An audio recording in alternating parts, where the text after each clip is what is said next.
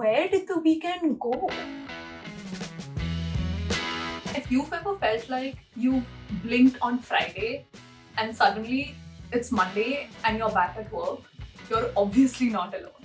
So, what did you do this weekend?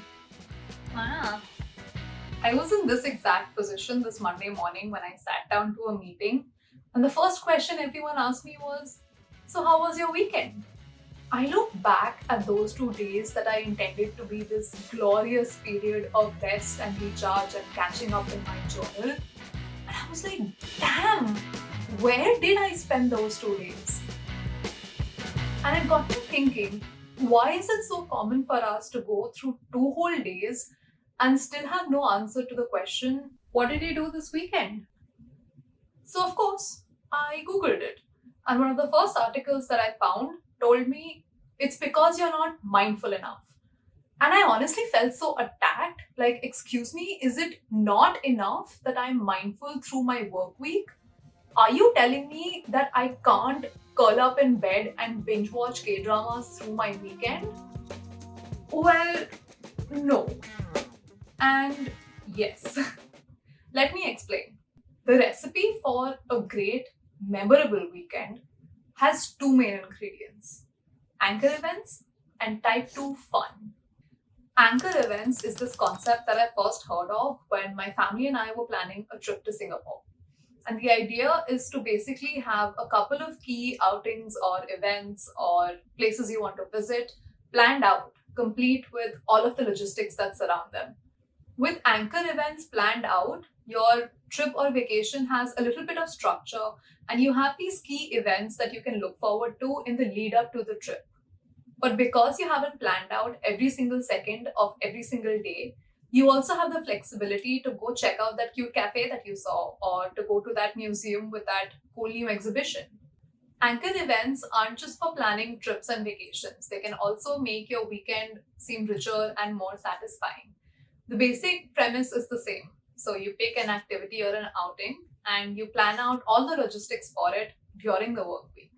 If you've ever tried to make last minute plans with your friends and then had this question of where should we go dominate half the conversation, anchor events are the answer. Offload the planning to the week so that when the weekend rolls around, you can just go out and enjoy the thing.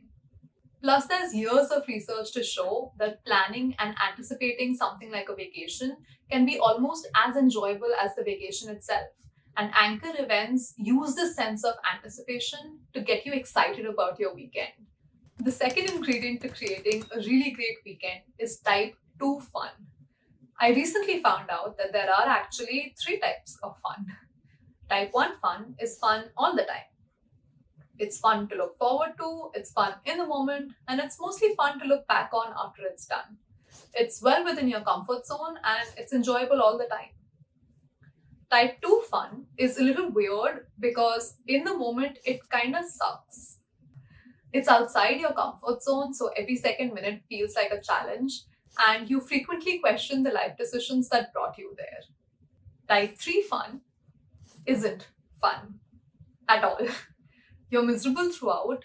It can occasionally feel as though your life is in danger, and it's generally a sign that you've pushed too far outside of your comfort zone. Ideally, you want to avoid encountering type 3 fun during your weekend, but you also don't want to fill it entirely with type 1 fun. And the reason is that when you're looking back, type 1 fun can be kind of hard to remember clearly. Except for a few scattered moments here and there, type 1 fun doesn't really leave much of a lasting impact. It mostly just fades into this general sense of well being and this idea of having had a good time. Type 2 fun, on the other hand, is absolutely amazing to look back on. And here's why. You know how when you were younger, time seemed to pass much more slowly? That's because when you're a kid, you're constantly experiencing new things and making new memories, and your brain has to work harder to consolidate all of this newness. This made time seem as though it was passing more slowly. Now, what type 2 fun does is that it puts you in new and challenging situations, and it kind of leverages that time dilating experience of being in a new situation where your brain has to work that much harder. Let's put these two ingredients together and craft ourselves a killer weekend. Plan a couple of anchor activities for your next weekend. 2 or 3 is generally ideal because you don't want to overcommit and feel as though you're rushing through things on your weekend. It's best to leave some space around in your schedule for leisure or spontaneity. Now, when you're planning those anchor activities for your weekend, think about adding some type 2 fun in there. So maybe one of those 3 anchor events is a type 2 fun activity. Push outside of your comfort zone a little and try something that's new or novel to you. Doing something which is new or slightly challenging for you will give you the sense of accomplishment, which is great. And because you will encounter lots of new experiences and lots of new information, the weekend will feel as though it passed much more slowly, which is also great. Between anchor events and type 2 fun, your 2 day weekend can actually feel as though it lasted 2 days instead of a blink. And the next time your cheeky coworker asks you what you did for your weekend, you'll actually have an answer. I am by no means suggesting that we should do this every single weekend.